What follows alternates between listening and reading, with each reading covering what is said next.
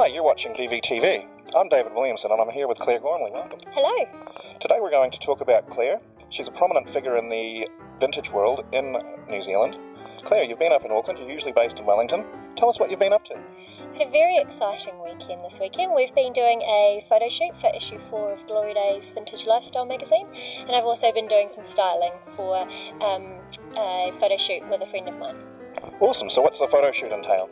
The photo shoot for the Glory Days magazine was a bit of a departure from the vintage that we're usually used to. It was a Victorian photo shoot with Victorian outfits, so it was a bit of a challenge, but it was very fun. Oh, I look forward to seeing that. Now I see today you're dressed from head to toe looking very stylish. Can you tell us a little bit about your outfit? This was actually probably the first proper vintage dress I ever bought, and probably one of the most expensive. So this dress pretty much started it all. And do you have a large collection and a large wardrobe of vintage? Yes I do. It's not quite as extensive as some of my friends, but I'm getting there. Okay, we're going to learn a little bit more about Claire. Let's get comfortable and have a seat on the Chase Lounge.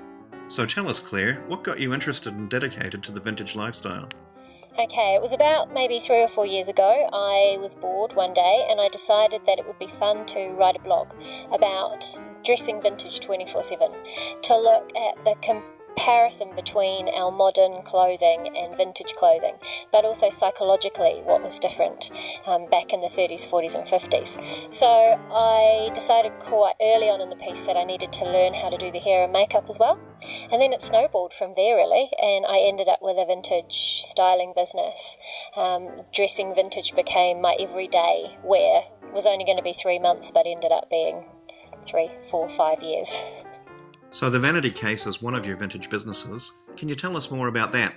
So this was a business that I started while I was writing the blog, and it was born, like I said, from learning how to do my hair and makeup vintage style. Because if you just wear vintage clothes and you haven't got your hair and makeup done, you just look like you're wearing old clothes. So I decided that I wanted to explore the hair and makeup side of it.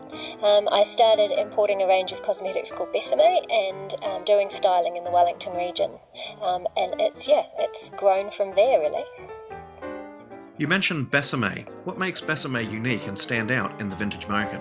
When I started exploring and researching vintage style, I realised that the modern products don't cut it. They don't have the right colours, they don't have the right style, and the formulations are different. So I discovered Besame, which is a American vintage skincare range, vintage makeup range, and it's based on the colours and the styling from the 30s, 40s and 50s. Claire, you're the editor and creator of Glory Days magazine. What inspired you and motivated you to start such a venture? It actually all just started from a conversation. The other editor, Natasha Francois, made a comment at a workshop. Myself and Rose, the other editor, Rose Jackson, we were hosting a workshop, a vintage styling workshop, and Natasha just made the throwaway comment, "Oh, I'd love to write a vintage lifestyle magazine one day." And you never ever make a throwaway comment to me and Rose because we jump on it. And that was exactly a year ago this month. So from that conversation we decided that there was no reason why we shouldn't have a vintage lifestyle magazine. We felt that New Zealand was ready for it and that there was enough vintage lifestyle businesses that could get behind us and that it would have great benefits to the vintage lifestyle community. So we decided to throw ourselves into it. So who in the New Zealand vintage community has gotten in and supported Glory Days magazine so far? Well, there's been a huge amount of people actually that have gotten behind us and supported us in lots of different ways, but probably our main supporters have been Miss Pinup's Debonair Do's from Hamilton. Triumph and Lambretta have been amazing. They've sponsored a section in the magazine, and really without them we wouldn't be able to do what we've done. The Vintage Cupboard in Christchurch, and that's just a few of a number of people that have been 100% behind us, and like I said, without them we wouldn't actually be able to do what we do, because we do it for love. We're not getting money for it currently. You've been selected as a judge for the 2014 Miss Pinup New Zealand competition. Can you tell us what you were looking for in contestants? Very excited about being a judge, I must say. Can't wait to see all the contestants. I will be looking for personality, firstly. I think that it's very important that pinups show their personality, have a bit of sass so that it comes through, in photos. But also an element of being put together well. I think that one of the big things about vintage dressing and the vintage appearance is the way it's all put together. So with the hat and the gloves and the makeup and the hair, and everything kind of looks a certain way. So that's what I will be focusing on. What do you see in the future for vintage lifestyle in New Zealand?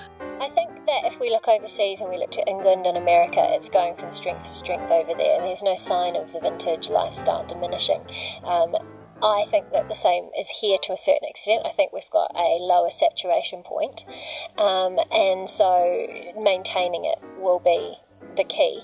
I think eras will change. I think that at the moment the 1950s is hugely popular, the rockabilly culture, and I think that I was very surprised that the 1920s didn't become more popular with the Great Gatsby movie. But I think that the eras are likely to change, but still an emphasis on looking back at the past for our inspiration. I mean, our fashion these days can't go anywhere actually. I think we're kind of stuck, aren't we?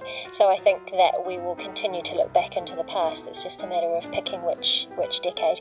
My pick for the future is the 1930s is going to be big. That's my favourite decade too, so I hope that's the case. Thanks, Claire, for taking time out of your busy schedule today to talk to us. It's my pleasure. I am really looking forward to the Very Vintage Day Out on April the 5th, 2014. I'm really looking forward to seeing all the contestants, so make sure you get your entries in. I'm looking forward to seeing them too. Now tell us, where can we find out more about the businesses you've talked about today?